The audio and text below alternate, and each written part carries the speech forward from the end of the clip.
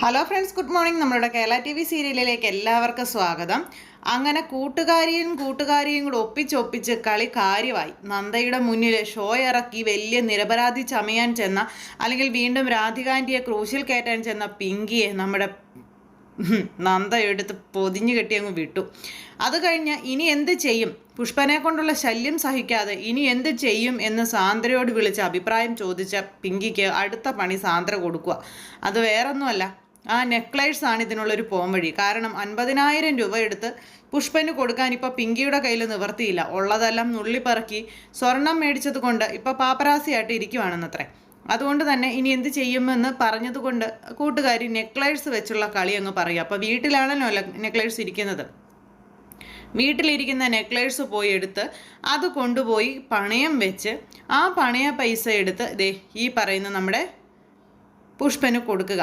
പുഷ്പൻ ആ പൈസ കൊടുത്തു കഴിയുമ്പോൾ പിന്നെ പുഷ്പനെ കൊണ്ട് ഒരു ശല്യവും ഉണ്ടാവില്ല എന്നാണ് രണ്ടുപേരും കൂടി പ്ലാൻ ചെയ്യുന്നത്. പക്ഷെ ഞാൻ എങ്ങനെ ഇവിടെ നിന്ന് ഇപ്പോൾ വീട്ടിലോട്ട് പോകാൻ എനിക്ക് പറ്റുമോ? മാത്രമല്ല, ഞാൻ എങ്ങനെ ആ ഒരു മാല അവിടെ നിന്ന് എടുക്കും? അത് എടുത്ത് ഞാൻ പണയം വെച്ചാൽ തന്നെ പിന്നെ പപ്പയും മമ്മിയും ചോദിക്കുമ്പോൾ എന്ത് ചെയ്യും തുടങ്ങിയ കാര്യങ്ങളൊക്കെ ഇങ്ങനെ ചോദിക്കുക. അപ്പോൾ അങ്ങനെയൊക്കെ ചോദിച്ചു കഴിഞ്ഞപ്പം അതിനൊക്കെ നമുക്ക് രണ്ടാമത് എന്തെങ്കിലും വഴി കാണാം. ഇപ്പം നിനക്ക് കുഴപ്പമില്ലാത്ത രീതിയിൽ കാര്യങ്ങൾ മുന്നോട്ട് കൊണ്ടുപോകാൻ നോക്കു പിങ്കി എന്നും പറഞ്ഞ് സാന്ദ്ര ഉപദേശിച്ചു കൊടുക്കുന്നു. സാന്ദ്രയുടെ ഉപദേശവും കാര്യങ്ങളെല്ലാം കേട്ട് എന്നാൽ പിന്നെ അങ്ങനെ തന്നെ ചെയ്യാമല്ലേ എന്നും പറഞ്ഞുകൊണ്ട് പിങ്കി അവിടെ നിൽക്കുക. അങ്ങനെ തന്നെ ചെയ്യാമല്ലേ എന്നല്ല, അങ്ങനെ ചെയ്യണം, എങ്കിൽ മാത്രമേ നിനക്ക് പിടിച്ചു നിൽപ്പുള്ളൂ എന്നുള്ള കാര്യങ്ങൾ കൂട്ടുകാരിക്ക് പറഞ്ഞു കൊടുക്കുന്നു.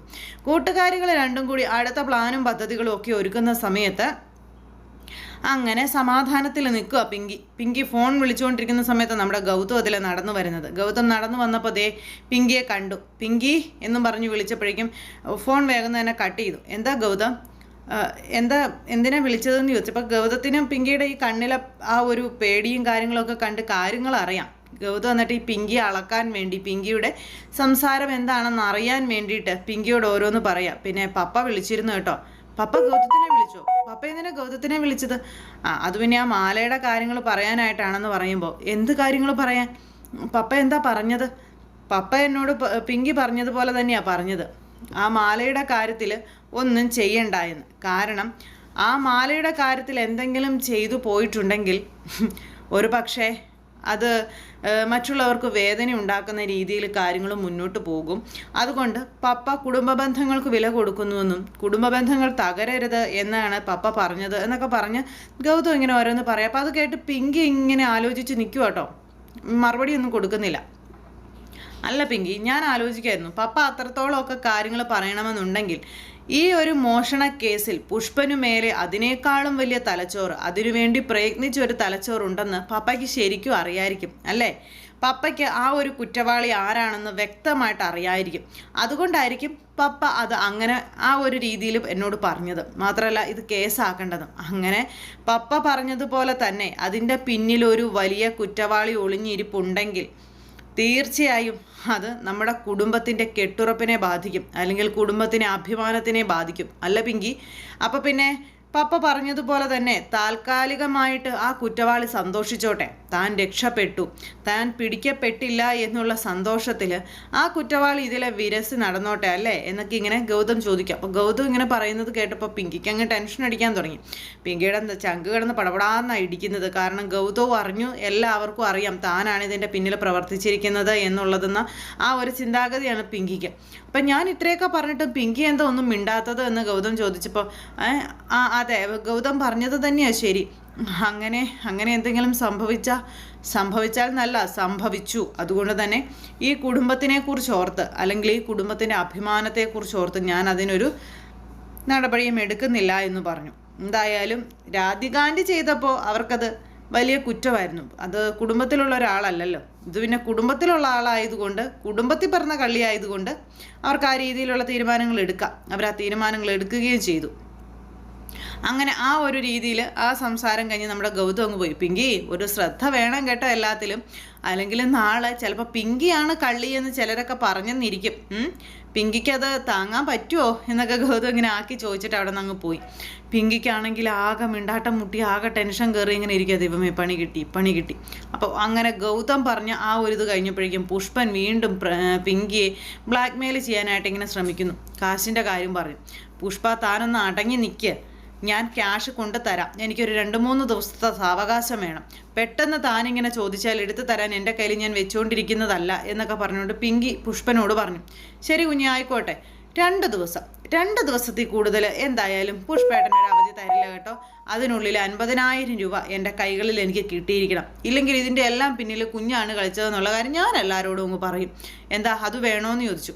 പുഷ്പ ഞാൻ തരാമെന്ന് പറഞ്ഞില്ലേ എന്നും പറഞ്ഞുകൊണ്ട് അന്നേരത്തേക്കും പിങ്കി പറയാം, തന്നാ കുഞ്ഞിന് തന്നെ കൊള്ളാവെന്നും പറഞ്ഞു പുഷ്പ അങ്ങനെ പറയണു. അപ്പം അവർ തമ്മിലുള്ള സംഭാഷണത്തിൻ്റെ ഇടയിലും പിങ്കിക്ക് തിരിച്ചടികളുടെ സമയം മാത്രമായിട്ട് അങ്ങനെ ചുരുങ്ങി.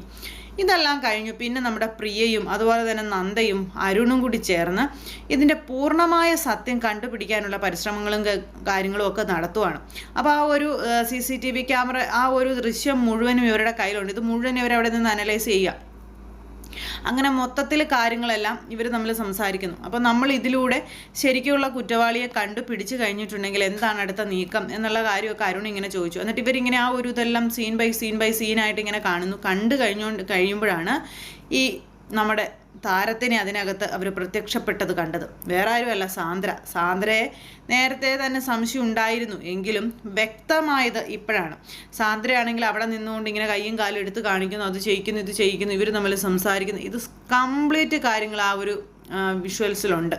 അപ്പം അത് കണ്ടു കഴിഞ്ഞപ്പോഴേക്കും ഇവർക്ക് മനസ്സിലായി ഇതിനകത്ത്. അപ്പോൾ ഇത് കണ്ടു കഴിഞ്ഞപ്പോൾ നമ്മുടെ നന്ദയ്ക്ക് വ്യക്തമായി ക്ലിയറായി ഇത് തീർച്ചയായും പിങ്കിയുടെ പണിയാണെന്ന്. ഒരു സംശയം മാത്രമേ ഇത്രയും നേരം അല്ലെങ്കിൽ ഇത്രയും ദിവസം ഉണ്ടായിരുന്നുള്ളൂ. പക്ഷേ ഈ നിമിഷം മുതൽ ഇതിൽ കളിച്ചിരിക്കുന്ന യഥാർത്ഥ പ്രതി പിങ്കിയാണെന്ന് നമ്മുടെ നന്ദ കണ്ടെത്തി കഴിഞ്ഞിരിക്കുന്നു.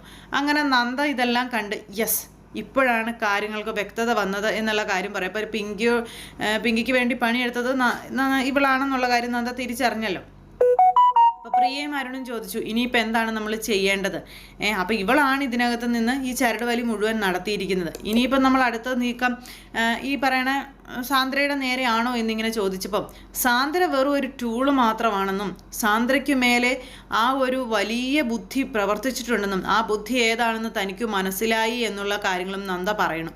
അപ്പം നന്ദ അത് പറഞ്ഞപ്പം പ്രിയയും അതുപോലെ അരുണും ചോദിച്ചു, അത്രയും വലിയ ബുദ്ധിയിൽ പ്രവർത്തിക്കാനൊക്കെ ആരാ ഉള്ളത്? അങ്ങനെ ആരായിരിക്കും ഈ കുടുംബത്തിനോട് നീതികേട് കാണിച്ചിരിക്കുന്നത് തുടങ്ങിയ കാര്യമൊക്കെ ചോദിച്ചപ്പോൾ ഈ കുടുംബത്തിനോടൊന്നല്ല ഓരോ കൊച്ചു കുഞ്ഞിനോടും നീതികേട് മാത്രം കാണിക്കുന്ന ഒരു വ്യക്തിയാണ് അതെന്നും അധികം താമസിക്കാതെ ആ വ്യക്തിയെ പുറത്തു കൊണ്ടുവരണം എന്നുള്ള കാര്യവും പറയാം. ഇനിയിപ്പോൾ അങ്ങോട്ട് ആ വ്യക്തിയുടെ നെഞ്ച് നീറുന്ന രീതിയിലുള്ള കാര്യങ്ങൾ എനിക്ക് ചെയ്യാൻ കഴിയുമെന്ന് പറഞ്ഞു. അപ്പം ആരാണെന്ന് ഇവർ ചോദിച്ചപ്പം പറയാൻ സമയമായില്ല എന്ന് നമ്മുടെ നന്ദ ഇവരോട് പറയാം. അതും കഴിഞ്ഞ് നന്ദ നേരെ അവിടെ നിന്ന് പോയി. നന്ദ അങ്ങ് പോയി കഴിഞ്ഞപ്പോഴേക്കും പ്രിയയും അതുപോലെ തന്നെ അരുണും ആരെക്കുറിച്ചായിരിക്കും നന്ദ പറഞ്ഞത്? ആരാണെങ്കിലും അത് ആ വ്യക്തിയെ നന്ദ ശരിക്കും തിരിച്ചറിഞ്ഞിട്ടുണ്ട്. അല്ലെങ്കിൽ ഒരിക്കലും നന്ദ അങ്ങനെ ചെയ്യില്ല. അത് മിക്കവാറും ഈ കുടുംബത്തിലുള്ളവരായതുകൊണ്ടായിരിക്കാം നന്ദ അങ്ങനെ നമ്മളുടെ മുന്നിൽ പോലും പറയാത്തത് എന്നുള്ള കാര്യം അവർ തമ്മിൽ അവിടെ ഇരുന്ന് ഇങ്ങനെ പറയുന്നു. അങ്ങനെ ഈ കണ്ടുപിടുത്തവും കാര്യങ്ങളെല്ലാം കഴിഞ്ഞ് നമ്മുടെ നന്ദ നേരെ ചെല്ലുന്നത് പിങ്കിയുടെ അടുത്തേക്കാണ്. പിങ്കിയുടെ അടുത്ത് ചെന്നങ്ങ് നിന്നു. എന്താ നന്ദ എന്ന് ചോദിച്ചപ്പം ഒന്നുമില്ല എന്നുള്ള രീതിയിൽ കയ്യും കെട്ടി പിങ്കിയെ തന്നെ കുറേ നേരം നോക്കി ഇങ്ങനെ ചിരിച്ചുകൊണ്ട് നിൽക്കുക.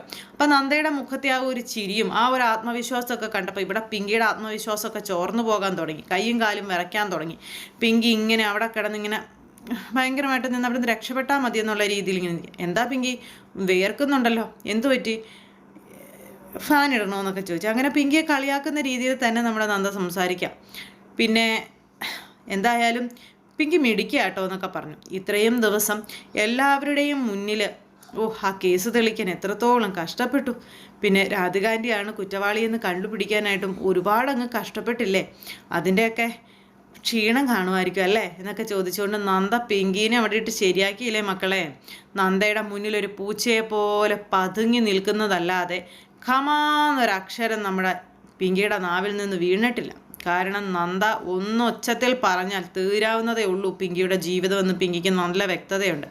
എന്തായാലും ഇനിയിപ്പം നന്ദ പറയുന്ന കാര്യങ്ങളെല്ലാം കേൾക്കണം. അത് കഴിഞ്ഞ് സ്വന്തം വീട്ടിൽ പോയി മാല എടുത്തുകൊണ്ട് വന്ന് അതിൻ്റെ കാര്യത്തിൽ തീരുമാനം ഉണ്ടാക്കി പുഷ്പനെ ഒതുക്കി ഒരു മൂലയ്ക്ക് നിർത്തണം. മൊത്തത്തിൽ ഹെവി ടാസ്കുകളാണ് പിങ്കിക്ക് ഇത്തവണ കിട്ടിയത്. അങ്ങനെ അതിബുദ്ധി ആപത്തായി എന്ന് പറയുന്നത് പോലെ നമ്മുടെ പിങ്കിയുടെ അതിബുദ്ധി പിങ്കിക്ക് തന്നെ വിനയായി വന്നു. അപ്പോൾ അത്തരത്തിലുള്ള ഒരു സൂപ്പർ ഹിറ്റ് വിശേഷങ്ങളും കാര്യങ്ങളും ഒക്കെ ആയിട്ടാണ് ഇന്നത്തെ നമ്മുടെ കഥ വന്നിട്ടുള്ളത്. അപ്പോൾ എല്ലാവരും കാത്തിരുന്ന് കാണുക. എല്ലാവർക്കും നല്ലൊരു ദിവസം ആശംസിക്കുന്നു. എല്ലാവരുടെ സപ്പോർട്ടിനും സ്നേഹത്തിനും ഒത്തിരി നന്ദി ഹൃദയത്തിൻ്റെ ഭാഷയിൽ അറിയിക്കുകയാണ്. അടുത്ത സൂപ്പർ ഹിറ്റ് കഥയുമായി കാണുന്നത് വരെ എല്ലാവർക്കും നന്ദി. See you and take care. Bye by.